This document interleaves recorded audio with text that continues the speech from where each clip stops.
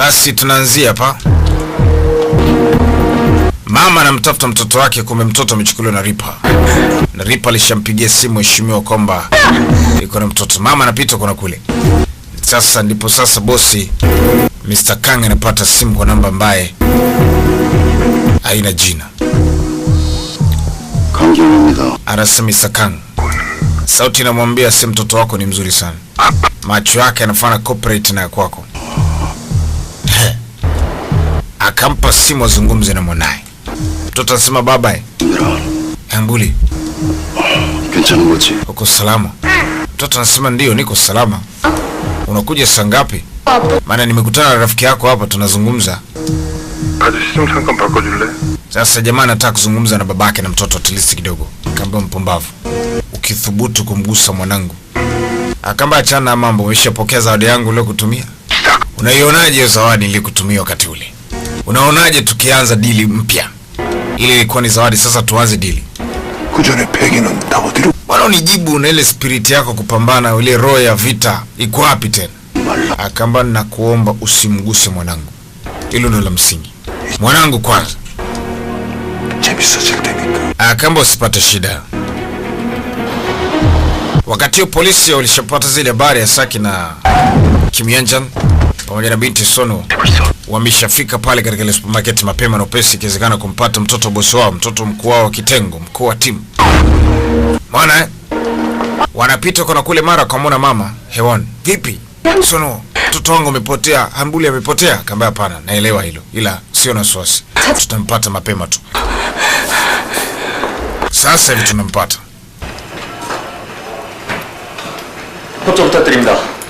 Sasa wakaomba ushirikiano na CCTV camera au control room.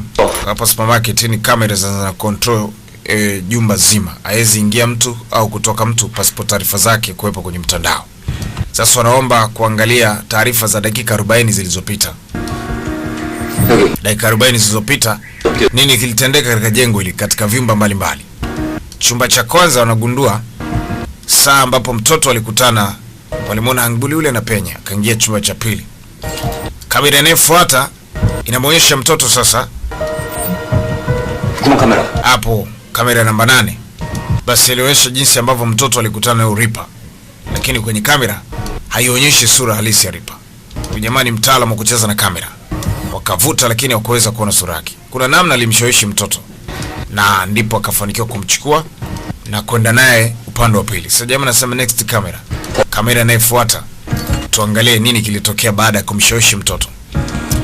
Baada ya kumshawishi mtoto, na kamera namba 15 inaonyesha namna gani alimtoa mtoto katika mlango wa nyuma. Wanasema emergency, mlango wa nyuma wa dharura. Mlango wa nyuma kabisa mwa jengo. Sasa nampa taarifa binti kwamba mlango wa nyuma dharura ndiko mtoto alikotoka. Kwa hiyo jamaa yupo tena ndani ya jengo la supermarket, na maana yuko nje ya jengo. Wakatoka nje ya jengo. Wakatoka nje ya jengo rafiki yangu. Cheki kushoto kulia, hakuna mwelekeo wote wa mtoto. Lakini wakati Kim Yanjan anacheki kwa makini zaidi kwa mbali kidogo, akamwona mtoto yuko katikati ya watu wengine wanacheza cheza. Hambuli! Hambuli! Se! Chali yuko salama salimini. Vipi uko salama, hujaumia? Anasema hapana, yuko salama. Baba yangu yuko wapi? Hambuli! Hajaumia popote. Na yule jamaa alikuwa anamchimbia mkwara tu bwana mkubwa Kang. Kapewa juisi baadaye, akatulia. Kang anafika pale haraka sana, anataka kujua habari ya mwanae. Anampenda sana dume lake. Anategemea Mungu ampatie kike kesho kutwa. Sasa vipi? Sasa jamaa anauliza una hakika ni Ripa kweli? Huyu mtaalamu wa psychology Mr. Lee akamwambia nyamaza, unauliza maswali gani? Ni Ripa kweli? Basi baadaye Kim Yanjan alipewa kazi ya kumpeleka mke wa bosi wake nyumbani pamoja na mtoto. Walipiga disi maana mshie mtoto akapita na usingizi. Wakiwa njiani sasa wanaelekea nyumbani. Alikuwa akizungumza naye mama. Mama anasema alikuwa anacheza cheza, naona sasa amepitiwa na usingizi. Kiongshi, 잘 부탁해요. Mama alimuomba kama naomba nisaidie kumkea sana mume wangu Kang, Mr. Kang. Unapofanya naye kazi kama usio na wasiwasi. aliyekuwa ni ombi maalum, maana mama anampenda sana mumewe. Jamaa aliwasindikiza mpaka nyumbani, akakaa pale nje mpaka giza likaingia ili aweze kuondoka kwa usalama zaidi. Anayakumbuka zaidi maneno ya shemeji. Alikuwa akimwambia baada ule mlipuko kutokea kipindi cha mwaka mmoja uliopita, kilikuwa ni kipindi kigumu sana katika maisha bwana Kang. Kila siku usiku alikuwa akiota ndoto za kutisha. Lile tukio lilikuwa ni vigumu kufutika. Wakati yote jamaa alikuwa akimlaumu Kang kwa sababu ndo alisababisha vifo wale watu watatu, lakini kumbe si yeye. Hata naye ni miongoni mwa watu walioumizwa na yale mauaji. Tunakuja hospitalini, binti Son alikuja kutafuta ushauri wa kidaktari. Wanaangalia watu ambao walidhuriwa na Ripa. Vidonda karibu vyote vinafanana. Namna ya kuchoma kisu vile vile. Yani inaonyesha mwathirika wa kwanza, mwathirika wa pili na wengine wote. Sasa daktari anasema inaonekana mtu ana skills kubwa na ni mtu mwenye uwezo, mwenye uzoefu wa shughuli yake ya kuua. Ndio maana amekuwa na uzoefu wa kuua watu kwa staili moja, hata akichoma kisu akosei. Kama ni visu 30 ni 30. Hapunguzi, hazidishi. Hata nchi haizidi kuzama ndani, nyingine kazama, nyingine ni mtu anafanya kazi kwa utulivu wa hali ya juu. Wakati ule usiku Kang kwenda nyumbani, alikuwa na mawazo sana. Walimpa pole, hakutaka kwenda nyumbani kwa ofisini, lakini pia walimpa ushauri kwamba ile ni wazo zuri kama utachukua hatua ya kuhamisha familia yako na kuipeleka mbali kidogo. Basi wahamishwe tu kwa usalama, maana Ripa ameshaijua familia yake atamfanya ashinde kufanya kazi kwa uhuru. Kwa hivyo ili afanye kazi yake kwa uhuru inabidi familia ipate kwa salama. 내가 택한 길이거든. Basi leo mama anasema maamuzi yangu binafsi haya. 펴시고 기운 내셔야죠. Mimi nimekubali kwenda mbali. Sio na wasiwasi. Kila siku amekuwa akimwomba mke wake msamaha. Mama anambia usijali. Tutambana na mimi bana. Nataka naye akumbatiwe kidogo. Basi leo jamaa ameamua kuitoa familia yake wasikae tena pale inapozoea kukaa. Katafuta askari mmoja serikalini, ni mtaalamu na uwezo mkubwa. Atailinda familia yake kule inakokwenda wakawa salama. Kama bwana manager, sio na wasiwasi. Familia yako itakuwa salama, ndugu yangu nakusii. Familia yangu iwe salama, kama usijali. Nitaiangalia familia yako kama inavyopasa mimi kuiangalia familia yangu. Kwa hiyo sio na wasiwasi. Sasa kidogo hii itampa amani kidogo bwana Kang. Na atafanya kazi kwa uhuru kwa sababu familia iko mbali. Sasa ishi ni moja tu, adui lazima umdhibiti. Usipomdhibiti atakudhibiti. Lazima Ripa adhibitiwe mapema ipasavyo. Masaa alisogea. Na muda ulikwenda at least kama siku 3-4 hivi. 도영이 남매의 진술을 바탕으로 구체화시킨 Wakarudi sasa kwa ajili ya kumtafuta Ripa kwa kina. Wanasema tumejaribu kukusanya, kwanza wanakadiria kwamba huyu muuaji anaweza kuwa na urefu wa sentimita 178. 모방범으로 분리된 총 310. Lakini pia tumejaribu kuangalia wauaji 310 wenye matukio ya kutishatisha kuwaua. Yaani wahalifu wote. Wakapata wahalifu 310. Wakapata wahalifu watatu ambao ni maprofessional, yani walikuwa na shughuli zao. Unajua kama mtu anakuwa muuaji hawezi kuwa ni muuaji tu peke yake. Lazima atakuwa na kazi ya ziada anaifanya. Maana hawezi kuwa tu maana alipwi na mtu, kwa hiyo lazima ana kazi ya ziada. Wakagundua huyu mtu lazima atakuwa ni professional. Wakapata maprofessional watatu wanafanya kazi za kitaalamu. Wakasema maprofessional watatu majina yao akawa wametaja yako pale. 마지막으로 기록이 남아 있는 게 언제지? 심부름센터에서 근무한 행적이 있어요. 적인 직업을 가진 엘리트일 가능성이 높습니다. Kwa urefu huo wakatafuta wahalifu wa namna hiyo wenye urefu usawa huo, wakapata wahalifu 310. Lakini pia wakagundua mtu ni professional, ina maana ni mtaalamu, anafanya shughuli za kitaalamu. Miongoni mwa wale wauaji 310 wanaofanya shughuli za kiprofessional ni watatu. Mmoja anaitwa Go Sanjin. Go Sanjin mwaka 2010 alikwenda jela kwa kosa la kubaka. Mwingine alitoka jela, hawana taarifa za kuondoka jela, lakini alitoka jela miaka miwili, alikuwa anaitwa Mr. Park Sang-gu. Na mwingine ambaye kwa sasa hivi kwa Filipino anamuita Son Jing-wan. 최근 행적이 파악이 안 되네요. 서진환 맞아. Sasa Son Jing-wan haona rekodi yake kamili sana kwamba alifanya nini na nini, lakini ni miongoni mwa watu ambao wana list ya uhalifu wa kuwaua wanawake. Wakasema waanze kumpeleza Go Sanjin, pengine ndiye huyo muuaji. Umeona? Yaani sasa wanahisi maana anajiita Ripa lakini wajui sura yake. Sasa wakatafuta watu watatu ambao ni maprofessional wanahisi. Kwa wake wakamata na kuwaoji, itakuwa rahisi. Walipomtokea Gonsanjini alivyoona polisi, jamaa alitoka Berenge, huyo ndo alibaka watoto watatu. Alimbaka binti moja alafu akaenda jela miaka 7 akatoka. Kwa ameona polisi, jamaa akatoka mbio. Kafika mahali akateka mtu katikati ya soko. Yaani wanahisi Gonsanjini pengine ndo Ripa. Maana wabjui Ripa. Alivuta tu mzee. Faster. Aha. Basi Gonsanjini akakamatwa. Sasa mahojiano kati yake na polisi ndio tabainisha yeye ndiye Ripa au sio Ripa. Katolewa picha zote pale za mauaji ya kutisha aliyefanya Ripa. Hapo ishachezea kipigo. Babangu shasema mimi sijui chochote ya Mungu. 부터해서 서북부 연쇄살인사 Tumekufuatilia kwenye website, tunajua kila kitu. Jamaa wangu mimi nilibakaga tu kwa bahati, lakini sijauaga mtu tena. Nimetoka jela nimemaliza. Sasa kwa nini ulikuwa unakimbia polisi? Nilikuwa nakimbia nani? Sema, kwa nini ulikuwa unatukimbia kama sio wewe? Anakosa jibu la kutoa. Binti akasema sio yeye. 편안하고 찍은 성 Huyo alikuwa anatukimbia maana kwenye gari lake alikuwa na CD 캠핑 ya alibaka mwanamke na ilirekodiwa, lakini sasa siku na tarehe inarekodiwa ndo siku hiyo na saa hiyo tukio la mauaji ya mtu aliyeoa kule camp. Ule bwana mke na mume walioa kule camp wakaacha watoto wawili. Kwa hiyo wabaini sio, wakaona wewe afai sio wewe. Mtu wa pili ulikuwa ni bwana Park Song-gu. Wanamuita So Jin-won. Alikuwa akifanya kazi kwenye kampuni moja na walikwenda 찾는다. kaomba jamaa ushirikiano, wanasema bwana mtatupa shilingi ngapi? Bwana tunawapa dakika 5. Msiposema So Jin-won tutampata vipi? Tutawapinda pua. Mnasemaje? 근데 남의 Wewe nani? Pewa. 김영철 증언 Wakafuatilia habari zake na mwisho waligundua kwamba sio yeye. Sasa mtu mmoja bado katika wale wauaji watatu waliwa nani ni Park Sang-gu. Tuache. 얼마나 고통스러웠어. Walikuwa wanafuatilia taarifa za mtu huyu ambaye ndiye alisalimika katika watu waliowahi kuuawa. Huyu jamaa anaua pia mke na mume na mke na mume, lakini kuna mtu mmoja ambaye ni mtu wa 21 alimuua mke wake akamwacha peke yake, ambaye jina lake walikuwa wanamuita Mr. Kim Yeon-chol. Walikuwa wanafuatilia taarifa zake, speech zake alivyokuwa akizungumza hospitalini baada ya kudhurika ile siku. 잠깐 Wanajaribu namna tu ya kufanya pelelezi kupata kujua Ripa ni nani. Kwa wanahangaika kuna kule, akili jatulia. Ni wapi sahihi watapata kubaini ukweli huu? Wakati ule Kim Yeon-jang alipata simu ya ghafla.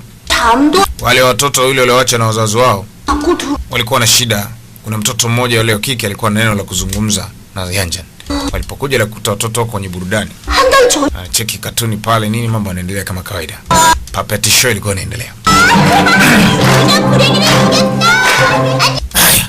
Sasa wakasubiri show ishe ili sasa mtoto wa kike inaonekana na kitu amekumbuka kuhusiana na kile kilichotokea, maana siku wazazi wao walivyoona Ripa hawa walisalimika. Na sasa polisi wanawashikilia wakiendelea kuwachunguza taratibu, wenda wakapata kitu siku zijazo. 데이트가 아니라 이것 때문에 매번 토요일마다 서둘렀어? Sasa baada ya muda 심리상담 huyu mwalimu anasema 하고 아참 hichi ndio maalum 뭐 kwa mtoto wa kike mdogo. Mwalimu anasema mtoto wa kike anasema kuna kitu anakijua. 가사타?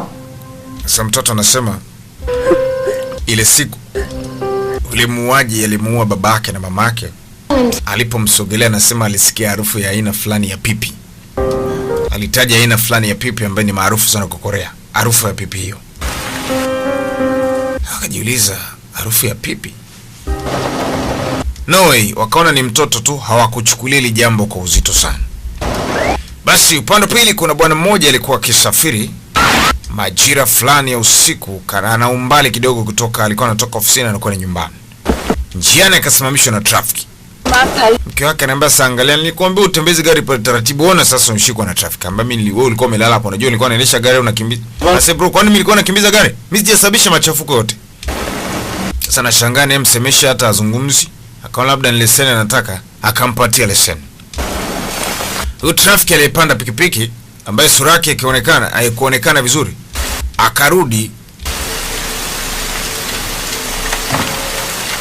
kwenye pikipiki yake, lakini kumbe alikuwa so trafiki ndo the Ripa.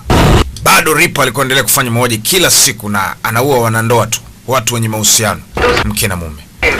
Wajamaa kuzao wanazidi kufanya upelelezi. Ripa ni nani? Wanapata taarifa zingine katika jimbo fulani. Tukio limetokea ghafla muda huu. Mke na mume wameweza kuuawa 사형사진관 근처에요. karibu na Jiwanso studio. Waliwahi mara moja. Walikuta mtu alipigwa na kuuawa, ni mtu maarufu ambaye anafahamika, anaitwa Jiwanso. Mara ya kwanza jamaa alipoua wanandoa alichukua pete akaacha kidani. Tripui ameua akachukua pete. Yaani sijui kwa nini ana shida na wanandoa sana. Hiyo ni siri iliyojificha. Wanamjua mtu anaitwa Jinwan. Ni mtu ambaye ana studio yake. Yaani anahusika na masuala kwa photograph, nafikiri kitu kama hicho. Ilibidi wawahi mara moja katika ofisi ya marehemu sasa ambaye aliuawa na mkewe. Chap, mdauli ule.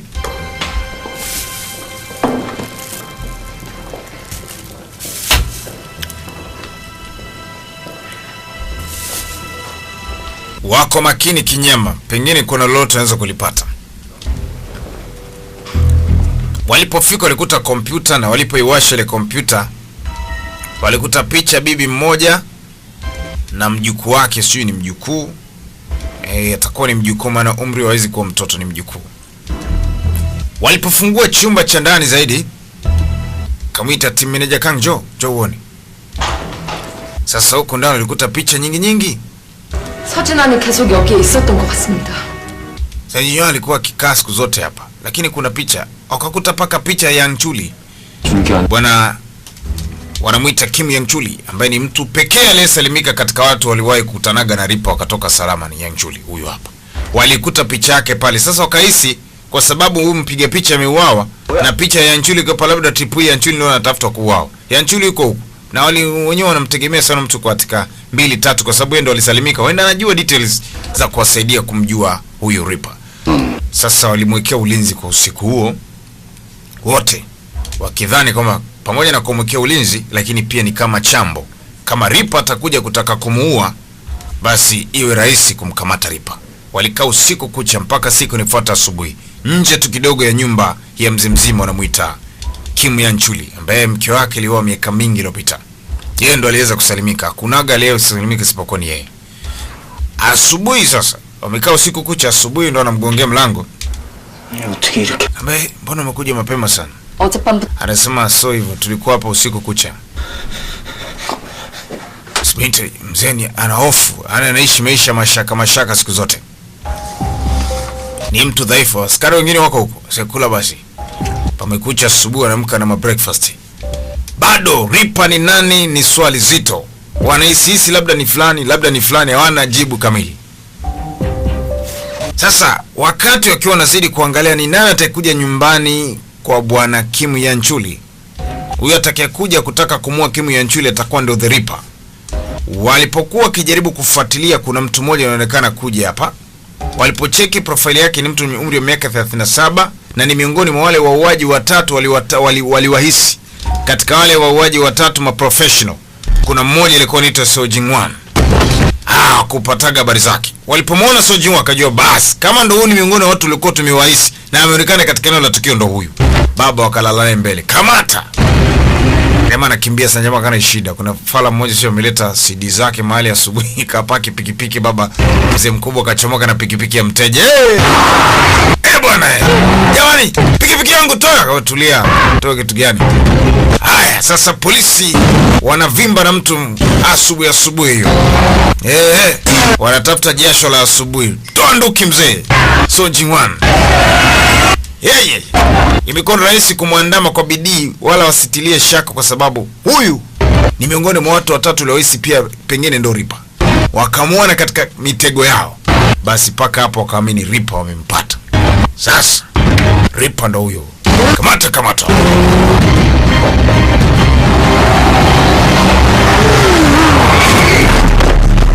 Yellow. Jamali mpiga mtama pikipiki msela chini. Ujanja hakuna. Ripa leo ameshikwa. Waandishi wa habari mji mzima wanataka kujua huyu ndo Ripa. Zaidi ya miaka 10 imekuwa kitafutwa na serikali. Na zaidi sana ishaoa watu wengi mno. Kashafikisha karibu watu 24, wanawake na watoto. Yaani wanawake na wanaume. Mwanamke na mwanaume wanandoa. Mwanandoa mmoja ndo alisalimikaga. Basi alikamatwa, taarifa zikawa zimerushwa kila mahali, wakajihakikishia ni Ripa. Sasa leo kidogo hata bwana mkubwa anamuita Kim Yang-chuli alikuwa na amani. 7년이에요. Anasema ni miaka 7 sasa toka nilivyofiwa na mke wangu kipenzi, na huyu jamaa ndo alisababisha yote hayo. 고맙습니다. Leo Ripa amekamatwa. Ndio 90% tuna asilimia 90 kwamba ni yeye. Kama asilimia 90 na hizo 10 kama sio yeye, 어떡하죠? mtafanya nini? Maana mna asilimia 90 kwamba ni The Ripa. Hizo 10 je? 뭡니까? Kama sio Ripa, nini mtakachokifanya? 그쪽은 분명 좋은 가정에서 사랑받. Pengine binti umetoka kwenye familia nzuri sana, ulikuwa unaonekana wa thamani, lakini mimi sikutoka kwenye familia nzuri. 되니라. Akawa anatoa taarifa zake za awali. 불이 나서 Nilipokuwa na miaka 9, nyumba yetu iliweza kuwaka moto. Baba yangu na mama yangu walifia ndani. Lakini kabla hapo sikuweza kuona upendo wa familia kwa sababu baba yangu alikuwa ni mlevi. 행복했던 때였어요. 아버지 술만 먹으면 Anasema baba yangu kila siku alikuwa ni mlevi, anakuja nyumbani anampiga mama 맞아. pamoja na mimi pia. Alikuwa anatuchanganya na tunapigwa. 어서 그걸 다 지켜봐야 했어요. Kipindi chote nilipokuwa nikitazama hali maisha nilikuwa nikiishi nyumbani, sikutamani kabisa maisha ya namna hiyo. 유진인 정말 엄마를 많이 닮았어요. 그래서 빨리 Eugene ni mwanamke ambaye nilikuja kumwoa baadaye. 하게 만들었지만 난 행복하다. 그게 날 Ingawa mama yangu alimfanya kuwa mtu bahati mbaya, lakini nimeridhika kuishi na maisha hayo. 생각했습니다. Jamaa anaongea kwa hisia sana. Anazungumza mambo mengi yaliyotokea zamani. 매일 두드려 맞았는데 Jinsi baba alivyokuwa kimtesa, jinsi baba alivyokuwa kitesa familia yake. Anasema kila siku nilikuwa nikiishi kama vile niko shimoni. Ni maisha nilikuwa naishi nyumbani kama vile naishi shimoni. 정말 엄마 Eugene mke wangu alifanana sana na mamangu. Ndio maana nilimoa haraka na upesi. Lakini 만들었지만 alinifanya wa bahati mbaya. 그게 날 이렇게 만든 부모한테 Pamoja na hayo bado naye furaha. 최고. Hii pia ndo njia pekee mimi kulipiza kisasi kwa wazazi wangu walinifanya mimi kuwa hivi. Yaani akawa anazungumza maneno fulani kama vile mafumbo ambayo binti ya kuelewa kwa haraka. Anasema huwezi kuescape, huwezi kutoroka shimo hata siku moja kama uko ndani ya shimo. Yaani ukiwa ndani ya shimo huwezi toroka shimo. Asibinti ya kuchunguza yale maneno sana, alimuonea huruma. Kaona ni maneno ya mwisho kwa sababu stare shakamoto The Ripa, mambo safi. Basi watu walijipongeza. 이게 뭐지? 지니 요술램프인가? Sasa huyu muuaji ambaye Ripa walimkuta na flash moja ambaye iliwahakikishia kwamba ni Ripa zaidi kwa sababu walipoiweka kwenye kompyuta za ofisi. Huyu dada wanamuita Rita, yeye anahusika na system nzima ya ofisi. Yani system nzima, yani taarifa zote zinaingia kupitia hapa. Basi wakawa wanatazama sasa picha hizo za watu wengi ambao Ripa alishawaua. Hii ni system nzima, yani hapa ndo wanapata taarifa zote. Hapa ndo ni system nzima ya muongozo wa ofisi kwa kwenye hizo kompyuta. Picha mbalimbali, watu waliwaua. Sasa lazima wajiwe, hata kama ni yeye, lakini lazima wamuoji. Anasema nitaua wote na niliua. Nilianza kuua mwenyewe. Anakiri makosa bila kuulizwa. Mimi ndo Ripa mwenyewe. 기억해요. Nakumbuka kila kitu nilichokifanya. Nakumbuka hata mtu wangu wa kwanza elimu ilikuwa ni Machi 25, 2002 kule Neudoli Park. 한 커플이 숲속으로 들어가. Alikuwa ni wanandoa. 근데 나 Ndo marango wa kwanza kuwaua wanandoa hawa. Walikwenda kufanya kempu, wakakutana huko vichochoroni wakati wakiwa katika starehe zao. Basi ndo siku yangu wa kwanza kufanya mauaji ya kutisha. Anasema ilikuwa ni Machi 25, 2002 Neudoli Park huko. Yes, anasema ndo wanauaga wanandoa. Kwa hiyo Ripa ni jina lake la kazi, lakini jina lake halisi anasema anaitwa Son Jin-wan. Ndio maana ilikuwa ni vigumu kumjua. 경찰에 전화를 걸었죠. Na anasema mimi ndo nilipiga simu kupitia telefoni, yani simu ya jamii. Simu ya barabarani. akatoa taarifa kwa kituo cha polisi kwamba napenda kuua, nitaua tena, na kadiri ninavyoua nazidi kuenjoy. Ndio maana ile record ikawa imerekodiwa. Ile voice hiyo ndio alirekodi. Na hiyo voice mpaka leo iko kituo cha polisi. Anazungumza huko anajikuna, lakini huko anatetemeka. Sasa polisi unajua ana utaalamu mkubwa wa kuhoji. Ana uwezo mkubwa wa psychology ya kumtambua mtu hata asiposema tu, unamcheki unaelewa huyu anazungumza nini. Baba yako anarudi anamwambia jamani, sorry tumekosea. Sorry pa huyu. 지문, 현장 감식. Huyu sorry pa. Sorry pa, kati picha hizi hapa zinaonyesha ni yeye. Kakiri, unataka ushahidi gani mwingine boss wa kuonyesha kwamba huyu sorry pa? Huyu ni Ripa, 세 번째 살인이요. Anasema Ripa alitoa taarifa baada ya kuwa mtu wa tatu. Huyu anasema alipoua mtu wa kwanza ndo alianza kutoa taarifa kituo cha polisi. Na maana taarifa za Ripa na za huyu ni tofauti. Anadanganya kwa maana nyingine. 제 입술을 부러뜨고 손 Kwa maana huyu Song Jing-wan so Ripa anadanganya. Sasa kama anadanganya kwa nini? Kwa nini anadanganya? 하고 있습니다. 뭘까? 저놈을 두렵게 만드는 게. 리퍼가 노리는 게 팀장님 가족이었죠. Wakaisi kitu. Hebu tufuatilie familia ya Song Jing-wan ili tujue kwa kina. Baada ya kufuatilia kuna kitu waligundua. Walikuta picha ya bibi mmoja na mtoto mmoja ambaye siku alipouoa muuaji wa mwisho ambaye ni ule mpiga picha, hii picha walikuta kule. Wakaambia ndio familia yako. Ndio wakagundua kwamba ujamaa so Ripa, lakini ametumiwa na Ripa kufanya hivi. Hii ndio familia yako. Ripa ameteka familia yako, akakulazimisha ukubali jina lake. Si ndio? Si ndio? Kwa polisi wakagundua kwamba jamaa anafosiwa kusema hivi. Walipomshigusa hapo akawa amegusa pepo lenyewe. Jamani kweli mimi so Ripa. Familia yangu imetekwa, mtoto wangu atauawa. Mtoto wangu na mama wangu atauawa jamani, tafadhali naombeni niwasaidie familia yangu. Ripa amenitekea familia yangu, ameniambia nikubali kesi yake. 모르겠는데요. 왜 무슨 일이야? Wakati wanashangaa hilo, mtu 것 같아요. kule control room wanasema mambo yameharibika. Kompyuta zimestaki zote. 어떻게 된 건지 설명해봐. Virus. Sijui nini kimetokea, kompyuta zimestop, hazifanyi kazi yoyote. Hawajui taarifa zinazoingia na kutoka. Waligundua kuna virus ililetwa kupitia ile flash. Ripa akamtuma huyu Song Jing-wan pia aje na flash. Ile flash ilichomeka kwenye kompyuta ilikuwa na virus maalum, ikablock dokumenti zote. Sasa namna ya kuvuruga, kutengeneza tena upya, wapate utaratibu. 기밀 정보를 이미지 파일이나 mp3 파일에 암호화해서 Amewablock kila mahali. Kwa hiyo akawablock kwenye mtandao, na huyo mtu alitumwa ni mtu feki. Kwa hiyo bado kimbembe kiko pale pale. Hawajampata Ripa. Huyo ni Song Jing-wan. Ripa bado. Nani Ripa? Ndio shughuli. 다행히 아직 보호 프로그램까지 못 들어간 것 같아요. 하지만 이미 심어져서 Wakajaribu program mbalimbali, lakini bado wanakuta kuna kaugumu. 떴어요. Anasema Ripa alishajua ili mapema. 우리가 Ndio maana akamtuma Jing-wan kama trap, kama mtego wa kutubana. 분명해. 놈이 계속 우리를 지키. Ina maana alikuwa akitufuatilia kwa muda mrefu. Kila tunachokifanya anaelewa.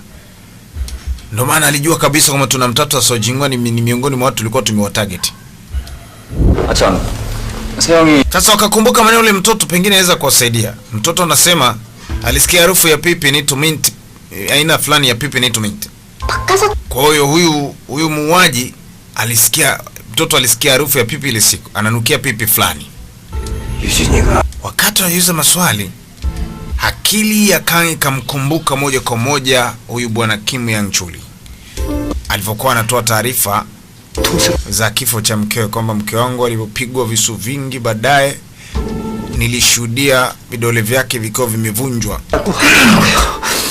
Kwa Ripa alivunja vidole vya mke wangu, 펴지지가 않았다고. akachukua pete ilikuwa katika mkono wake.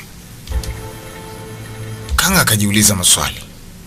Kama Kang Yang-chul alikuwa amepigwa visu vingi, na maana alikuwa katika hali mbaya, aliwezaje kuona Ripa akitoa pete na kuvunja? Alijuaje mke wake imevunjwa mikono, vidole? Wakaanza kumtafakari upya mtu anaitwa Kim Yang-chul, yule bwana ambaye mara zote wanapenda kutumia dawa na tetemeka na nini, na ndio mtu pekee aliyesalimika katika wanandoa walioweza kuuawa. Yeye ndio alisalimika katika watu wote. Yaani Ripa alimwachaga hai. Na huyu ndiye mtu anayependa kula vidonge. Unajua kuna vidonge vingine vinakuwa na harufu, inakuwa na harufu ya pipi, kumpa labda mgonjwa ladha kutumia. Ndio maana mtoto alikuwa anasema muuaji yule alikuwa na harufu ya pipi. Wakajumlisha matukio yote wakapata picha. Kila ndo huyu babangu. Umdhanie ndiye kumbe siye kumbe ndiye. Yaani kwa namna anavyoonekana na mdhaifu vile na ile hofu, huwezi kuamini kwamba ndo the Ripper. Lakini ukweli wa mambo, huyo ndo Ripper. Na yeye ndo alimuaga mke wake kwanza. Sasa binti tena anafikiria sema ndo maana na huo wanandoa kwa sababu ya matatizo ya kifamilia, aliathirika kisaikolojia katika maisha ya kifamilia, baba na mama yake walivyotendeana ubaya. Ndipo alipoanza kuathirika. Cha kwanza akamua mkewe ambaye alikuwa ni Jinyu kwa sababu mke wake alimsaliti. Maana alisema ana neno moja huwa anapenda kusema kwamba ulinifanya wa bahati mbaya, lakini pia nina furaha katika hili. Huyu ndo alihusika na kifo cha polisi commissioner aliyepita, yani afisa mpya wanamuita chief police alipita. Jibu kamili hili hapa, kwamba kumbe the Ripper ni mtu ambaye siku zote hawakuwa wanamzania. Walikuwa nadhani miongoni mwa waathirika walioathiriwa na Ripper, lakini kumbe ndo the Ripper mwenyewe. Huyu hapo. Sasa ndo aliteka familia ya Se Jingwan, akamlazimu Se Jingwan aje kituo cha polisi na akubali kwamba ni Ripper, la sivyo familia yake itauawa. Kwa hiyo familia ya Se Jingwan iko matatani. Ndo hapo wanapata CD na wapa taarifa live sasa. Nambia vipi nyie, imerekodiwa, umetumiwa hapo. Nambia mnaona? Hii imekuwa nzuri sana kwenu Najua imekuwa mbaya sana kwenu. Hii video ina play ikiwa na maana kwamba familia yote ya huyu na ninyi nyote mmeshaingia kwenye mtego. So Jiwan familia yake ile pale.